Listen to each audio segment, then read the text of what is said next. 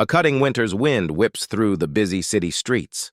Amidst the throng of people, a man in tattered clothing sits quietly on the curb. His cardboard sign reads, "Out of work, hungry, please help." The world hurries by, and nobody stops.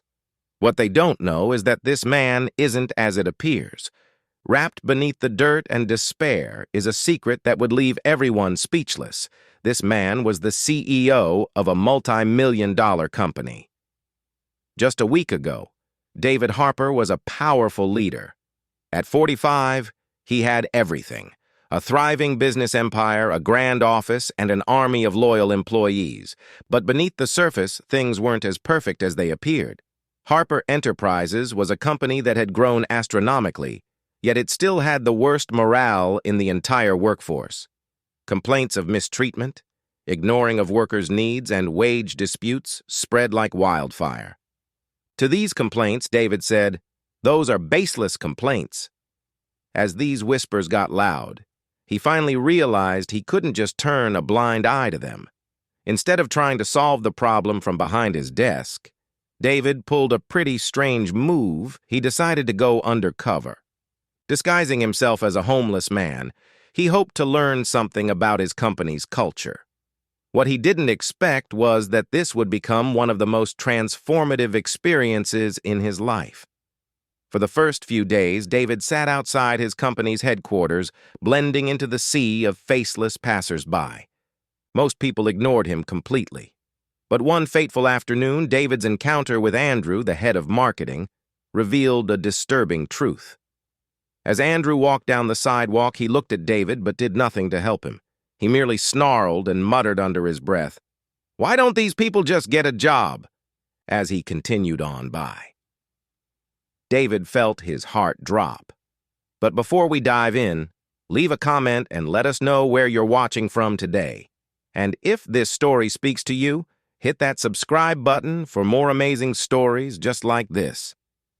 The next day, David returned to his spot on the curb, but this time he noticed someone different, a young woman named Rachel who worked in the HR department. Rachel was juggling files in her arms, and she nearly tripped as she walked by. David quickly moved to help steady her. "Oh, I'm sorry," she said, embarrassed, her face flushed. She paused, then noticed David sitting on the curb. She set her papers aside without a thought and hunched down beside him.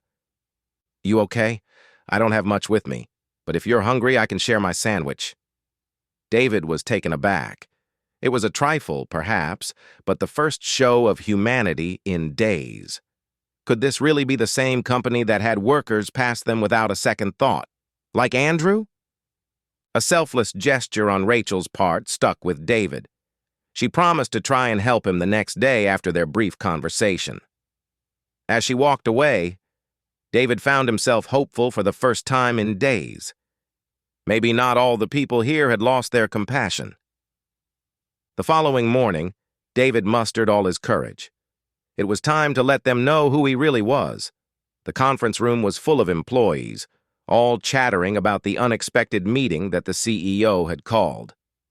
David entered, his tailored suit replaced with the same rags he had worn on the streets. The moment the doors opened, gasps filled the room.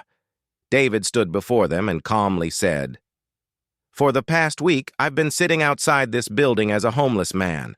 I wanted to learn what was really going on in my company, and more importantly, how my employees are treated."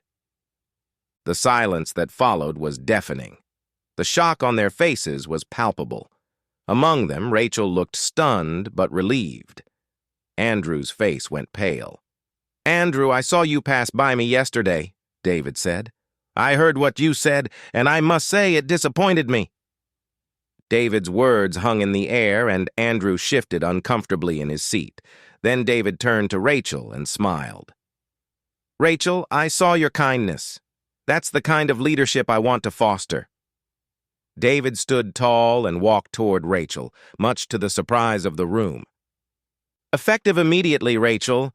You're being promoted to senior HR manager, and I'm raising your salary." Rachel's eyes had widened, and tears welled up in her eyes as applause erupted from her co-workers. David turned to Andrew then. I don't think you quite understand the essence of leadership, Andrew. I've given you a chance, but if your attitude doesn't improve, you won't last long here. The meeting went on, and David had several important announcements to make. Raises for all, a new employee support program, and new community outreach programs. Over the next several weeks, David revamped Harper Enterprises. The undercover experience had opened his eyes to all the flaws in the culture of the company. The new policies he implemented immediately bore fruit. Morale soared, employees became happier, and productivity began to rise. David's commitment to his employees did not stop at changing the workplace environment. He initiated a nationwide volunteer program where employees could give back to their communities. This would instill compassion and empathy within the company. But the biggest surprise came when David sprung his big one. Harper Enterprises was going to create a special fund to help homeless veterans. The undercover stint had shown him firsthand the struggles of those on the streets, and David wanted to do something meaningful as a way of giving back to those who had served their country. The final scene shows David, back in his suit, walking through the headquarters of his company with Rachel on his side.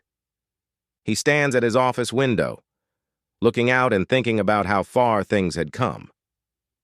Sometimes you have to step outside your comfort zone to truly understand the lives of others, David says, looking directly at the camera. This journey taught me that leadership isn't about power. It's about caring for those who trust you with their future.